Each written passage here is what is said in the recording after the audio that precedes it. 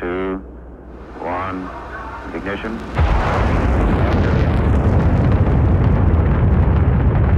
Ça, c'est ce qui se passe dans la tête de Chloé quand elle a enfin compris à quoi sert la dérivée d'une fonction. Quel que soit le niveau ou la matière, Academia propose des modules intensifs en petits groupes après les cours dans ses 110 centres. La solution idéale avant les examens. Réservez vite. Appelez-nous ou renseignez-vous sur academia.fr. Academia. Comprendre, ça s'apprend. Bonjour à tous, c'est Olivier Duhamel de retour pour l'épisode 5 de notre série podcastique Nos présidents dans la tourmente. Nous avions quitté Jacques Chirac puisqu'il avait été battu à l'élection présidentielle par François Mitterrand. Mais les vrais hommes politiques ont de l'endurance et d'échec en échec, ils vont jusqu'à la victoire. Jacques Chirac, donc candidat battu en 81, candidat battu en 88, se présente et à la surprise générale gagne les élections de 1995. Tout ira bien jusqu'à ce que, c'est ce que nous allons vous raconter dans cet épisode des présidents dans la tourmente. Je ne me retirerai pas. Ici on est pour se rassembler entre gilets jaunes. Alors, vous allez nous en parler de cette affaire de diamant? Je vous ai dit ce que j'avais à dire. De l'autre barricade, et maintenant les barricades sont en feu. J'ai un mandat du peuple, je le remplirai. Donc avec Carla, nous avons décidé d'assumer. Je n'ai pas d'autres commentaires à faire sur ce sujet. Jacques Chirac a fait 2 mandats présidentiels. Le premier, de 1995 à 2002, pas de vraie tourmente. Un raté d'envergure. Il fait une dissolution en 1997, personne ne lui obligeait, et il la perd, la gauche gagne, et hop, une nouvelle cohabitation, ce qui fait que pendant les 5 dernières années de son septennat, il est reclus à l'Élysée, petite influence, mais guerre de pouvoir. Les codes ont été fixés, l'application de la Constitution est maintenant connue, tout va très bien. 2002, il est réélu, dans des conditions très particulières, face à Jean-Marie Le Pen, qui à la surprise générale a accédé au second tour. Au début, son second mandat se passe sans difficulté, jusqu'à ce que surgissent de façon très très très inattendue des émeutes urbaines qui vont marquer la France pendant l'automne 2005. Tout commence le 27 octobre. Des jeunes de Clichy-sous-Bois reviennent du stade où ils ont joué au foot. Ils s'attardent, prennent un chantier. Est-ce qu'ils veulent voler quelque chose ? En tout cas, l'alerte est donnée. Sirène de police, gyrophare, les jeunes se mettent à courir. 3 d'entre eux se cachent dans un transformateur EDF. Zied Benna, 17 ans, et Bouna Traoré, 15 ans, vont mourir électrocutés. Et des émeutes éclatent le soir même à Clichy-sous-Bois. Troublé à Clichy-sous-Bois, et le mot est faible. Pas de blessés, mais près de 200 policiers mobilisés, une trentaine de voitures brûlées, sans parler des vitrines et des abribus en 1000 morceaux. Le problème pour Jacques Chirac, c'est que ce mouvement de colère s'étend vite à d'autres quartiers, à d'autres villes. Dans un premier temps, ce n'est pas le président de la République qui intervient directement. C'est son ministre de l'Intérieur, Nicolas Sarkozy, qui monte en première ligne pour défendre l'action des forces de l'ordre. Les forces de l'ordre, je souhaite leur rendre hommage, parce qu'elles ont gardé leur calme. Dans des événements extrêmement violents dans un certain nombre de villes, elles ont rétabli l'ordre. Les forces de l'ordre ont fait un travail remarquable. Les forces de l'ordre ont fait un travail remarquable, peut-être, mais simplement le pouvoir politique est quand même face à des émeutes qui persistent nuit après nuit dans de plus en plus de villes de France.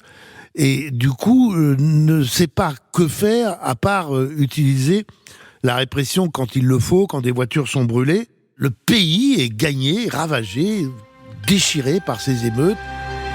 Les banlieues se sont donc enflammées pour la 10e nuit consécutive. Les destructions n'ont jamais été aussi importantes. 1295 véhicules ont été incendiés, près de la moitié en province, les autres en région parisienne.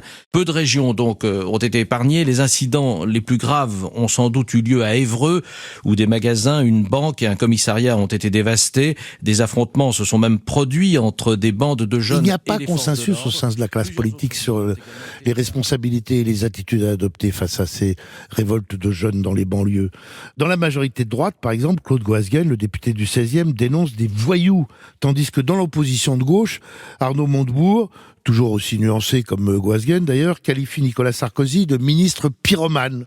Et plusieurs voix demandent la démission du ministre de l'Intérieur.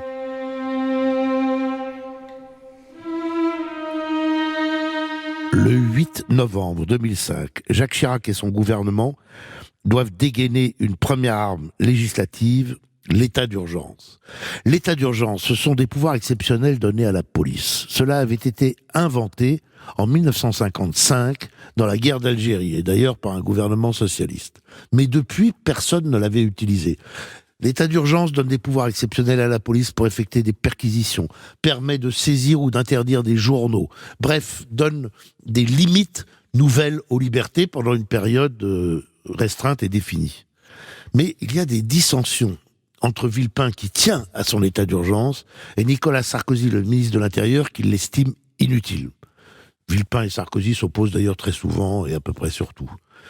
Le président de la République tranche, et on a un état d'urgence gruyère, limité. On garantit qu'on ne portera pas atteinte à la liberté de la presse, que l'état d'urgence ne va pas être appliqué partout en France, mais seulement dans certains départements. Grâce, je dirais, à cet usage de pouvoir exceptionnel, l'état d'urgence, mais d'un usage modéré de ces pouvoirs exceptionnels, progressivement, les émeutes vont s'atténuer et disparaître, et la tourmente aura été surmontée, d'où l'allocution de Jacques Chirac le 14 novembre. Le devoir de la République, c'est d'offrir partout et à chacun les mêmes chances.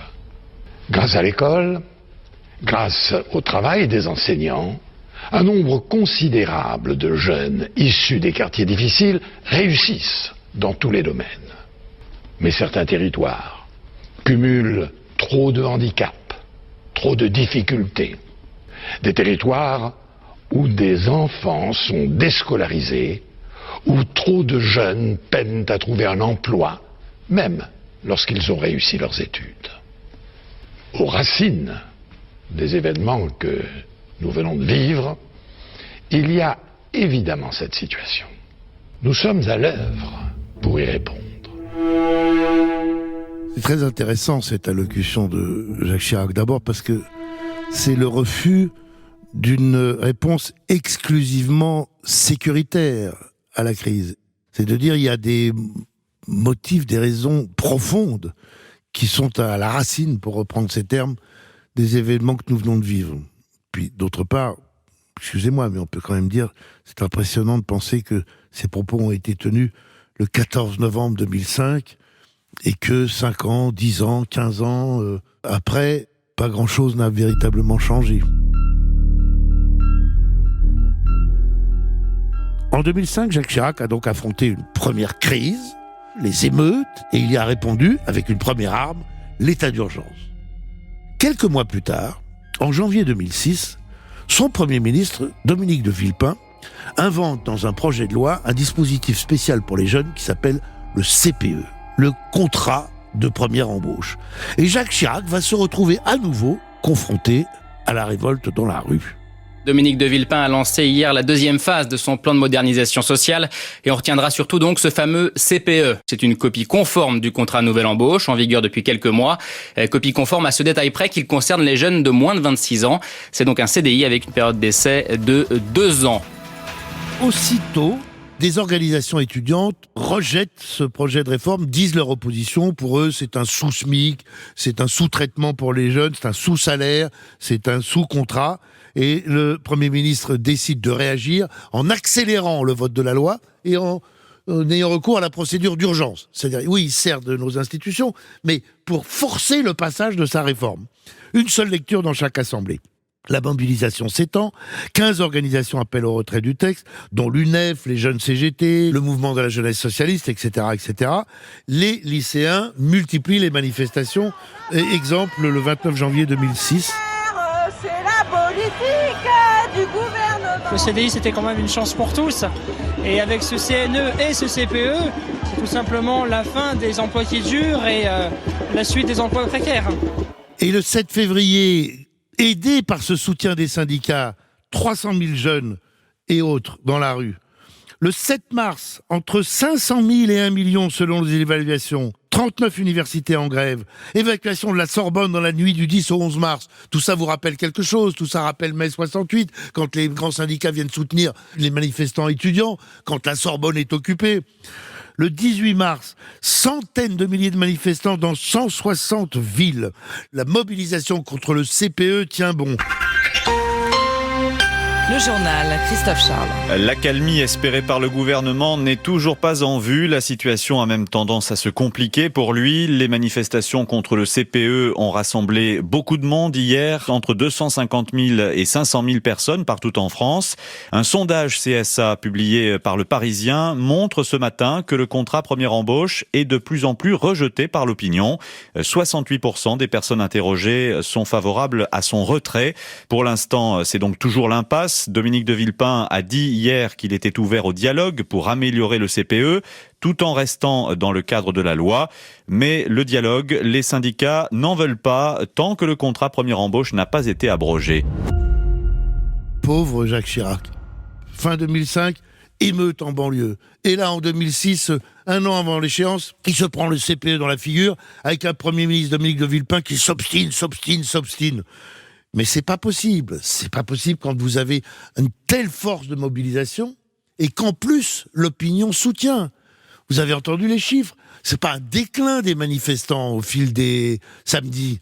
C'est une montée progressive du nombre de manifestants.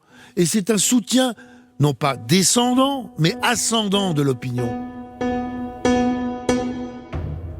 La loi vient d'être votée. Jacques Chirac comprend qu'il faut reculer et ça suffit, l'obstination de Villepin. Mais comment faire, puisque le président de la République doit promulguer une loi votée, et que là, pour le coup, tout le monde s'accorde que c'est une obligation. Eh bien, il promulgue la loi, et il décide en même temps qu'il suspend l'application de la partie de la loi qui concerne le CPE. C'est un truc qu'on n'avait jamais vu. Le grand constitutionnaliste, mon cher feu Guy Carcassonne, a déclaré « c'est une promulgation accompagnée d'une suspension, c'est donc une nouveauté, une susmulgation ». Jacques Chirac a inventé la susmulgation de la loi. Et là, c'est très intéressant quand même, parce que ça veut dire, nous sommes quand même un drôle de pays, hein. Ça veut dire que quand un président de la République, en désespoir de cause, veut mettre fin à une crise grave, il arrive, en tordant le droit, à trouver encore une solution institutionnelle pour sortir de la nasse. Et c'est une grande inventivité que la susmulgation, mais grâce à la susmulgation, le CPE a été enterré, définitivement enterré, quelques semaines après. La suspension est devenue en quelque sorte abrogation de fait, et Jacques Chirac a pu terminer ce qui lui restait, c'est-à-dire quelques mois de son mandat, une petite année, de façon un peu plus paisible. Et voilà comment... comme ses prédécesseurs, Jacques Chirac, à 2 reprises, a utilisé les ressources qu'offrent nos institutions pour non seulement rester en place, ce qui est déjà beaucoup, mais en plus, à chaque fois, mettre un terme à chacune de ces 2 crises. Qu'en sera-t-il pour son successeur Nicolas Sarkozy ? Réponse dans le prochain épisode.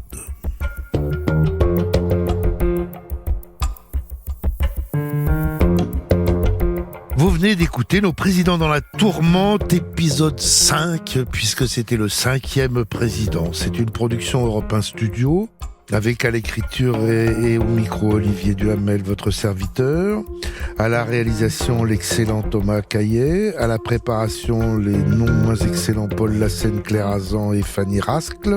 Un immense merci au service de documentation d'Europe 1 et vous pouvez écouter la suite sur europe1.fr, sur Apple Podcast et toutes vos plateformes numériques habituelles. À tout de suite ou à très bientôt.